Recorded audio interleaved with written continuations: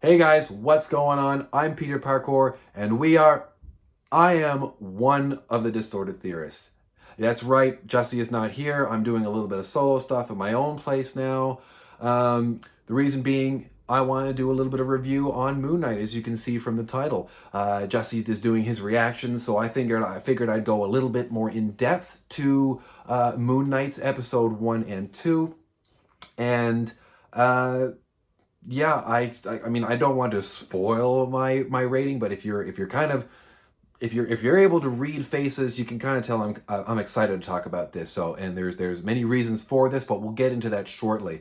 As always, we always want to take the moment to thank our subscribers that have joined our channel. We have grown exponentially in the last couple of weeks. We've done extremely well, and I have to thank every one of you for hitting that subscribe button. So for those of you that are here, keep up the support. For those of you that are new, I mean, we always love anyone that wants to join our channel. We accept anyone. So we'd love to have you along for the ride. So in terms of support, make sure to hit that like button, hit that share button, drop a comment below. We'll do our best to get back and to respond to as many comments as we can. We love engaging with our viewers. And like you said, hit that subscribe button, because the more people that are around, we can reach a wider audience. We're trying to do something special here. And hit that notification button too, because if you do, then you're alerted to anytime we drop a new video. We have a new Doctor Strange teaser that dropped, and who knows what else is going to be coming down the pipe. We do have something very exciting hopefully coming soon in the form of Doctor Strange in the Multiverse of Madness. But anyways, we're not here to talk about Doctor Strange. We are here to talk about Moon Knight. So let's get into it. Moon Knight premiered on March 30th on Disney+. That was the first episode, and the second episode came out yesterday. Now, again, I'm not getting into it, so let's talk about the nitty-gritty of Moon Knight. We've got our cast. Now, we don't have a huge cast, really and truly, of what we've seen. We've got Oscar Isaac playing the titular character Moon Knight, but he's playing Mark Spector, and he's playing Stephen Grant as well. We're introduced to Stephen Grant as this little man that's just, he's working in a gift shop, and he's kind of a little nerd, he's kind of a loser, he kind of comes across this way. He's just trying to make his way, he's a little weak man, he's just trying to do what he can. And then Mark Spector, comes in at the very end of episode 1, and we see a little bit more of him in episode 2. And I mean, okay, dissociative identity disorder is, I mean, I don't know a ton about the subject, but I feel it's no Split. And I know the media, anyone that's suffering from this affliction is going to look up like, I don't appreciate this, or you might not, or maybe it's like, this is an amazing thing. I thought it was a relatively tasteful display of what we've done, because there's nothing that's gross. We've got a poor man that's confused with who he is and what else is happening around him, and then someone who's in control, Mark Spector, who's like, let me take over. And there's obviously very much more supernatural elements to this story. But I have to say, like I mentioned before, it's no Split. This isn't 17 different characters all crammed into one mind. We've only seen 2 of a sort, and their alter egos. We've seen Stephen Grant and his alter ego, Mr. Knight, and we've seen Mark Spector and his alter ego, Moon Knight. Now, Oscar Isaac, he's been around for a while. He's one of these actors that I love as a chameleon. He does so well in so many things. The first movie that I ever saw him was a movie that came out, I can't remember how many years ago now, but it's called Ex Machina, where he creates a robot or an AI that is very, very advanced. A whole bunch of stuff happens. He's the creator, whatever. But I didn't realize that was him until I had seen Oscar Isaac as Poe Dameron in Star Wars. And I love Star Wars. The new trilogy, it is what it is. But the character of Poe Dameron, I was a big fan of. And Oscar Isaac also has another Marvel connection. He is the voice of Miguel O'Hara in the new animated, or in the sequel to Into the Spider-Verse. That's going to be kind of cool. I'm really looking forward to seeing that, because that movie was fantastic. But enough about that. Oscar Isaac, Moon Knight, Mark Spector, Stephen Grant, great. We've also got Ethan Hawke playing Arthur Harrow. Now, Ethan Hawke, he's been around for a while. He's been in plenty of things. Have I seen anything with him in it? Nope. Nope. What I could think of off the top of my head, his biggest movie that he was in, I believe, was in 2001, Training Day with Denzel. Did I see that? Nope. But he's been around for a while, and his character is, he's a little bit spoopy. But I don't know much about Arthur Harrow in the comics. I don't know much about Ethan Hawke in reality, besides being the same name as the main character from, that's Ethan Hunt. Never mind. I was thinking of Mission Impossible. We'll edit that out. We won't. And the only other character that's really made a kind of impact that's been around for a bit is I'm going to say her name wrong. I'm so sorry. May Kalamawe. She plays Layla. She plays the wife/ex-wife of Mark Spector. She's done it very much. We don't get to see a whole lot of her, so hopefully we get to dig into her character a little more in episodes to follow. But these are the three. We've got Arthur Harrow. Sorry, we've got Ethan Hawke, we've got Oscar Isaac, and we've got May Calloway. Not Calloway. Kalamawi. May. That's it.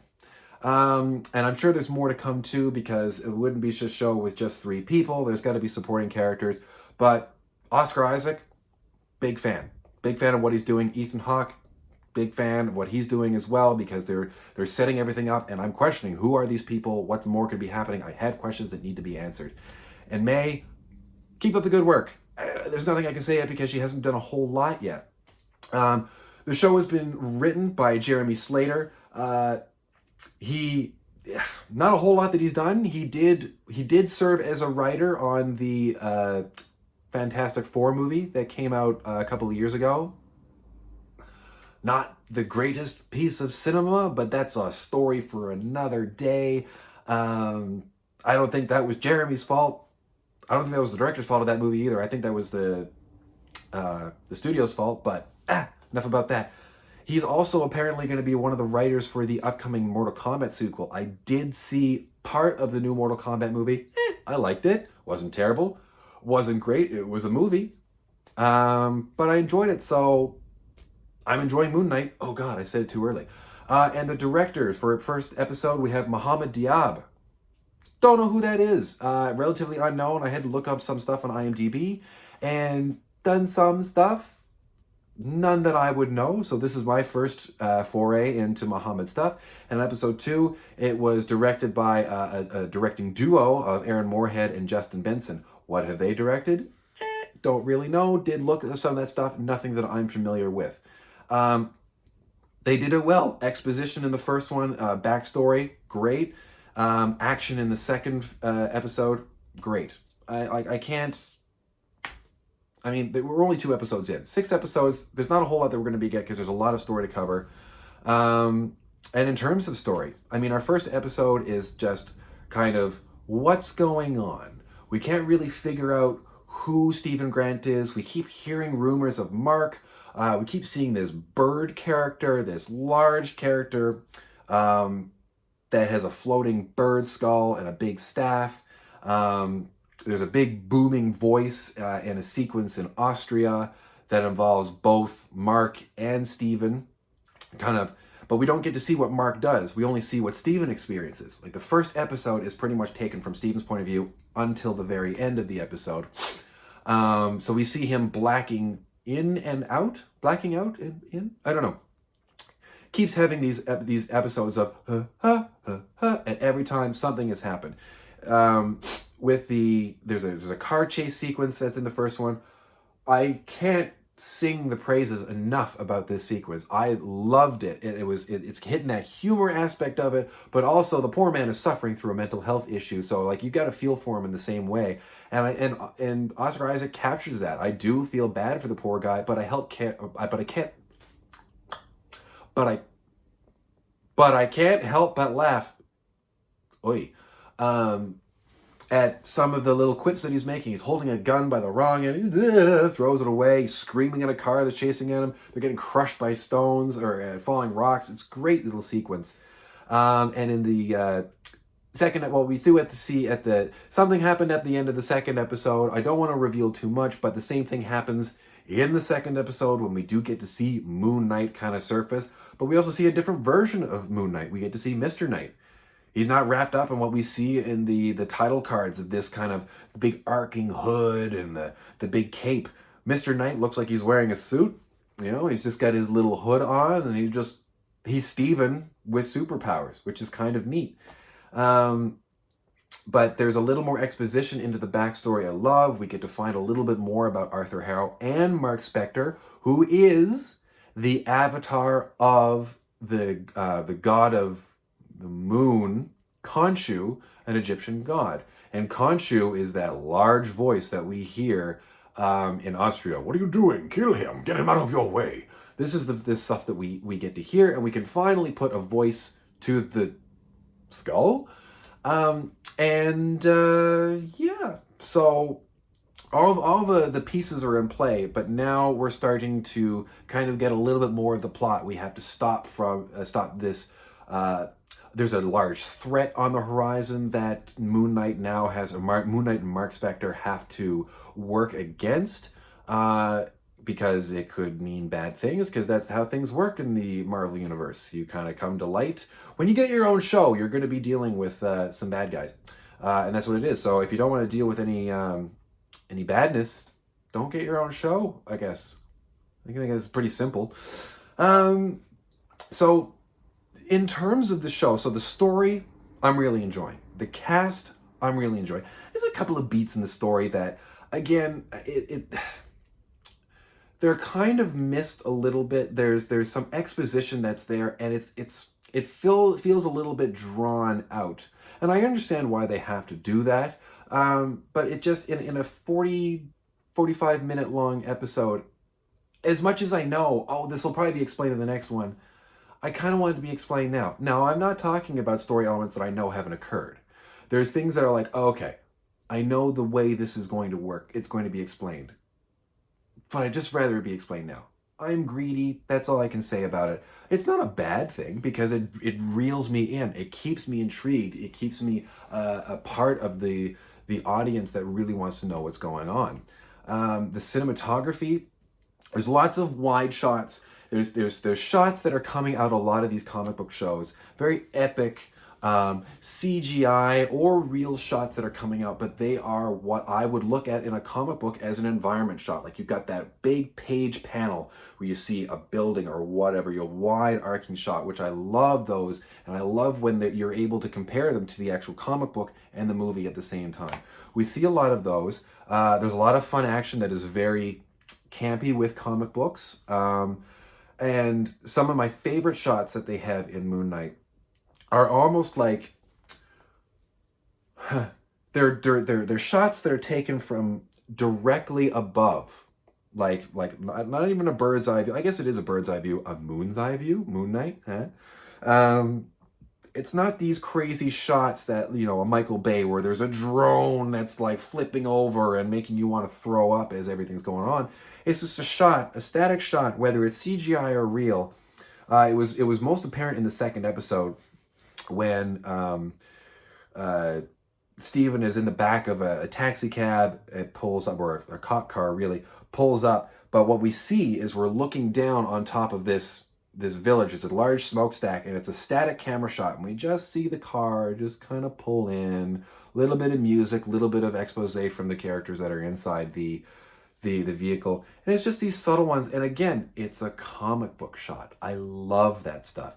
If you remember from any of the stuff that myself and Jesse talked about after seeing The Batman, you want a masterclass in trying to make something look like a comic book? Go see The Batman. Seriously, go see it. It's such a good movie. So we're here to talk about another Batman, obviously, so the Moon Knight stuff, and it's just something that just gets my heart pumping. It does the job. One thing that I'm not the biggest fan of is, I know it does not have the budget of the $300 million that Avengers did, or the $200 million that No Way Home does. I'm sure that the budget for all of these Marvel shows, WandaVision, Loki, Winter Soldier, Hawkeye, and Moon Knight, it's not huge. So they're not going to be getting that big CGI budget. There is a couple of shots that are in this where you're looking at, well, that's obvious something. Whenever you see Khonshu, yes, you can tell. But there's something as simple as watching Moon Knight run across the rooftops and looking at his cape. I'm like, I can't tell if that's real or if it's fake. And I'm not saying that if it's in a good way. It just looks like it's somewhere caught in a limbo of reality and fiction, and it just doesn't look right, unfortunately. Now, does that really take away from it? In the split seconds that I'm looking at, I'm like, okay, that's a fake thing. Okay, whatever. There's a fight scene if it is real and they were using wires for this, it's an excellent. It's basically a fight scene that's taken from the view of someone, not necessarily the camera or Moon Knight. It's just what an onlooker would see. Something that we can't see him fighting. We know he's fighting it, but we can't see it. And there's people getting hauled up by their legs and thrown into vehicles. So in terms of the stunt work, in terms of that, excellent. I thought it was great.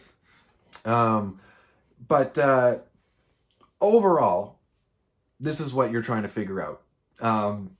As you can tell, like I mentioned at the beginning of this video, I'm excited to talk about Moon Knight. And there's a reason for that, because I love this show. I think it's fantastic. After the shows that we've had, like WandaVision, I did enjoy. WandaVision did an excellent job of capturing the first half of their season with the whole, oh, it's the TV show thing. And then obviously it gets into okay, now we're dealing with all this other stuff. Hawkeye, cute little Christmas story. Loki, I can't say enough good things about Loki just because it's weird and wonderful. And that's what a comic show needs to be. It's just weird and wonderful. And the Winter Soldier and Falcon and the Winter Soldier. I mean, it was good. It just tried to be a little bit too political, but Moon Knight, again, it's like Loki. It's weird. It's wonderful. It deals with a real mental health issue that there are people out there that unfortunately suffer. And like I mentioned before, I'm not trying to make light of this. This is a real condition that some people fall through, fall under, or a broad category that people fall under. And what comes out of it, you get to see this character, Stephen and Mark, played by Oscar Isaac, who's just dealing with all this crap and just trying to make the best of a bad situation. And I feel that Oscar's doing a great job with it. I can't wait to see where the show goes. If you watch the show, you know at the end of episode 2, we are going to be in a new location. I'm not going to go into that, but I just want to see more Moon Knight. More. Just, Moon Knight he's dark. He's not evil, but he's brutal. Are we going to see the brutality? I've heard that we won't. It's not going to be Punisher level brutal, just beating the absolute piss out of somebody. But he takes names, he takes numbers, he chews bubblegum. He's just, I like him. He's a Batman in a white suit and just beats the crap out of people. I love it. And he's dealing with something else. And I'm hoping that we get to see more of his identities come out in the comics. I know there's a little girl. I think she's called the Child. Wild. And there's another Jacob Lockley, I believe it is. So I wonder if we'll get to see that persona as well. And maybe we'll get to see other Marvel characters. I'd love to see if this is tied into the greater MCU in some way, shape, or form. I've heard rumors that it is. I've heard rumors that it isn't. Maybe this is going to be tied into the Multiverse of Madness because it does finish on May 4th, one day before the Distorted Theorists get to go see it. I can't wait. But anyways, what am I going to give these 2 episodes as tied in together? Rating out of 10. I want to give like an 8.5 moons out of 10. Funny. But yeah, so that's where I sit on Moon Knight. I love the show. I can't see, it's fun.